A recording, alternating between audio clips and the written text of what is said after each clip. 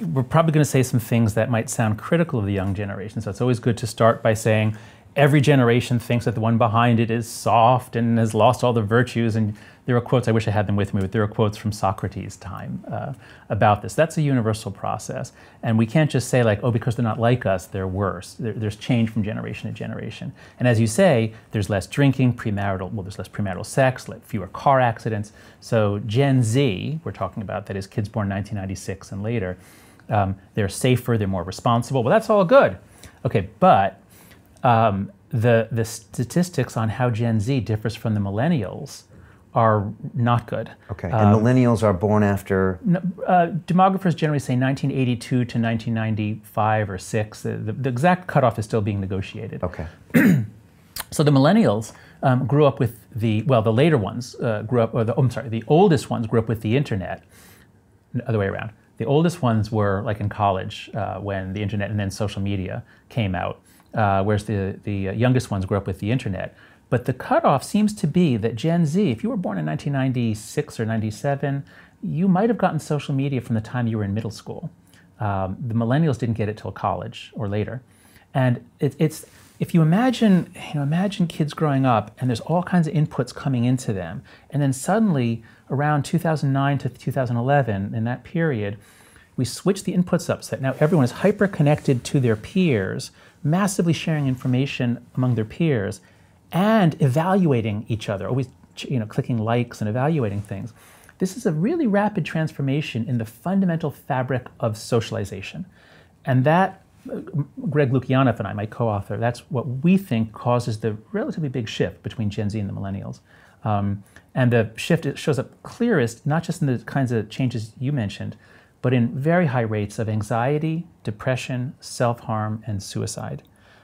So my point is, this isn't just, hey, they're different from us and I don't like it. It's, hey, they're different from us and they're having problems that they themselves say, wow, we're having problems. And we're really noticing this big spike in a lot of those issues with depression and suicide and self-harming. Like, statistically, it's really an anomaly. That's right. So, if viewers go to thecoddling.com, which is the website for the new book, and then you click on Solutions, Better Mental Health, Greg and I and Jean Twenge have a couple of Google documents where we're collecting all the data we can find. We also are doing it for Canada, the UK, Australia, New Zealand. And what we find across countries is that there is a big rise, especially for girls. The boys are doing worse too, but the increases for girls are much bigger. And it tends to start around 2012, 2013. It's a little later in Australia, New Zealand. I think they were a little delayed in a lot of these social trends. But we have a lot of data. This is not just changing diagnostic standards. It's not just, oh, Gen Z is so comfortable talking about it that the reported rates go up. It's not that, because it's also how many kids are admitted to a hospital every year because they cut themselves, and it's also suicide. So we know that this is a real trend, and it's a very alarming trend. Wow. Why are boys different than girls when it comes to this? There are a bunch of reasons. So there's a lot of research on how boys and girls' social lives are different, and that's been known for a long time. So one of the clearest things is that boys and girls are actually equally aggressive. It's not that boys are aggressive and girls are nice. Like, no, not at all. They're equally aggressive. But boys are kind of socially clueless and physically aggressive. Their aggression is what we think of as bullying, physical bullying. But girls' aggression is relational. Girls are much more socially sophisticated. They have clear representations in their minds of everybody's relationships and how to manipulate them. So girls' aggression is social. When social media comes in, or rather when everyone has an iPhone or smartphone, what do the boys do?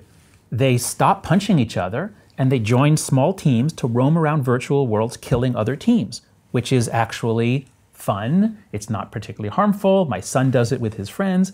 It can get addictive, so you got to put limits on it. But video games aren't nearly as harmful as we thought, and it's debatable how harmful they are. That's one piece. So that affects the boys.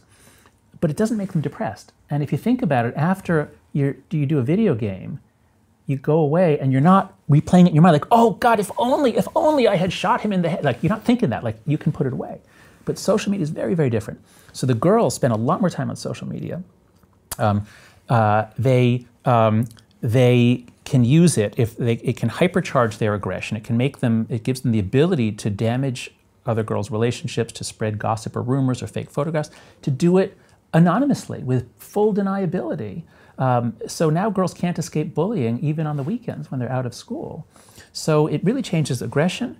Also, girls are more sensitive to being left out or excluded. Everyone hates that. But social media lets you know who's where and with whom. And look, they're all having so much fun and I'm not there. So fear of missing out, fear of being left out hits girls harder. So for a variety of reasons, we think, the fact that the girls' rate really begins to shoot up around 2012, 2013 is consistent with the fact that American teenagers and British teenagers really moved online between 2009 and about 2011, 2012. And then right after that, the rates go up. Wow. And I think I heard you saying before that a lot of times the girls, it'll be a validation tool. So it's like, let me post something and I got to wait for the likes now, and then am I going to get them? And that's not necessarily a male behavior, but that can also lead to a lot of destructive habits. Exactly. So, I'm very concerned about what social media is doing to political discourse. And places like Twitter are really nasty. I mean, it's a dumpster fire, which is kind of fun to watch sometimes, but I think it's really nasty. It's the nastiest of the social medias, right? Well, of the mainstream ones. Obviously, there's like 8chan and there are other things. But of the main ones that people use, I think Twitter is the most destructive in that way. My wife is on Instagram, and she tells me, no, but Instagram's really nice. Like, there's not a lot of that on Instagram.